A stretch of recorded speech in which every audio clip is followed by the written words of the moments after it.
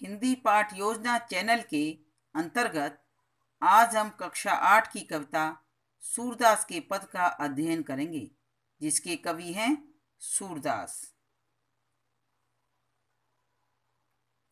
कक्षा 8वीं, विषय हिंदी, कविता सूरदास के पद। कवि सूरदास। साहित्यिक परिचय। भक्तकाल के कृष्ण भक्त कवियों में सूरदास का नाम सबसे आगे है। सूरदास को वात्सल्य, प्रेम और सौंदर्य का अमर कवि कहा जाता है। वे जन्म से अंधे थे, किंतु कृष्ण के बाल सौंदर्य का जैसा सजीव चित्रण सूरदास ने किया है, उसे देखकर इस पर विश्वास करना कठिन हो जाता है। सूरदास के 3 ग्रंथ सूरसागर, सूरसारावली और साहित्य लहरी प्रसिद्ध हैं। ये ब्रज भाषा में लिखे हैं। कविता सूरदास के पद का परिचय। इस पाठ में भक्त कवि सूरदास ने बालक श्री कृष्ण की बाल लीलाओं का वर्णन किया है। सूरदास को बाल मनोविज्ञान का बहुत गहरा ज्ञान था। इन पदों में बालक कृष्ण की लीलाओं में सहजता, मनोवैज्ञानिकता और स्वाभाविकता है। यह वर्णन अत्यंत सुंदर, हृदय स्पर्शी तथा सजीव है। पाठ प्रवेश। यहाँ दिखाई गई ये तस्वीर किसकी है? श्री कृष्ण क्या कर रहे हैं? इसमें श्री कृष्ण की किस लीला का पता चलता है? उद्देश्य कथन। सूरदास के पद पाठ में श्री कृष्ण की बाल लीला का वर्णन किया गया है। सूरदास के पद। पहला पद।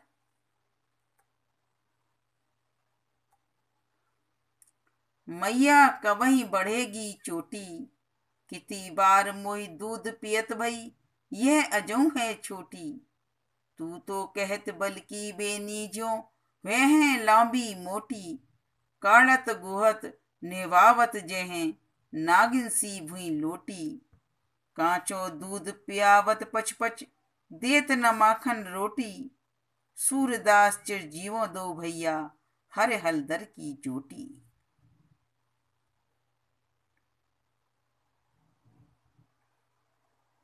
शब्दार्थ।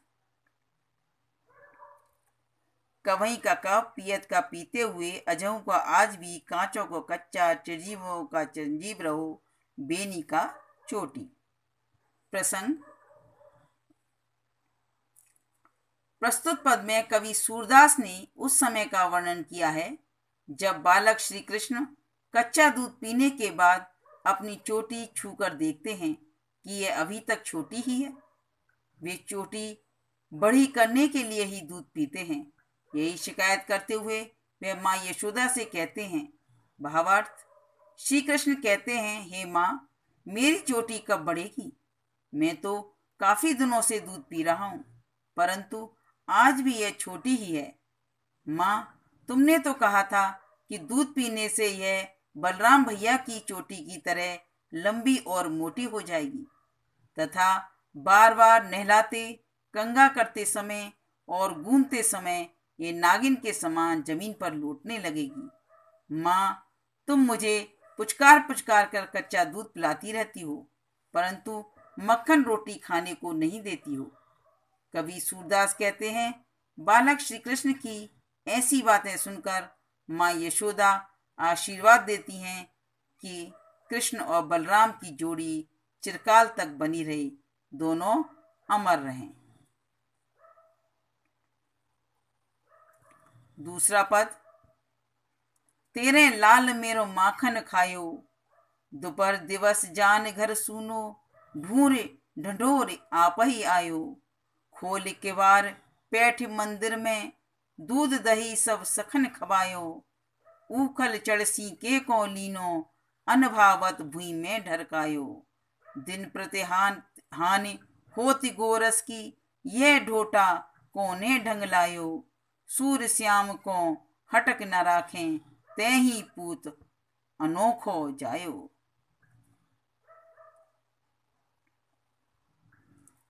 शब्दार्थ।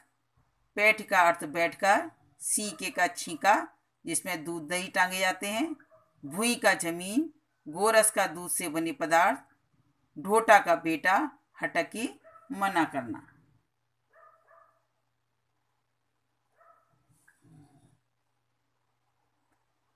प्रसंग: श्री कृष्ण चोरी से गोपियों के घर दूध मक्खन आदि खा जाते थे।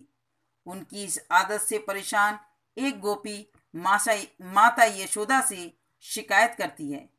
भावार्थ: गोपी माता यशोदा से कहती है कि तुम्हारे पुत्र श्री कृष्ण ने मेरा मक्खन खा लिया है। दोपहर के समय घर को सुनसान जानकर इसने घर का दरवाजा खोलकर अंदर बैठकर दूध दही स्वयं भी खाया और अपने साथियों को भी खिलाया। ओखली पर चढ़कर सीके पर रखी मटकी उतार ली। खाने के बाद जो अच्छा ना लगा उसे जमीन पर फैला दिया। हे माता यशोदा, तुमने पता नहीं इसे क्या सिखाया है। यह प्रतिदिन दूध दही की हानि करता रहता है। सूरदास कहते हैं कि गोपी यशोदा माता से कहती है कि तुम इसे मना क्यों नहीं करती हो। लगता है तुमने ही अनोखा पुत्र पैदा किया है।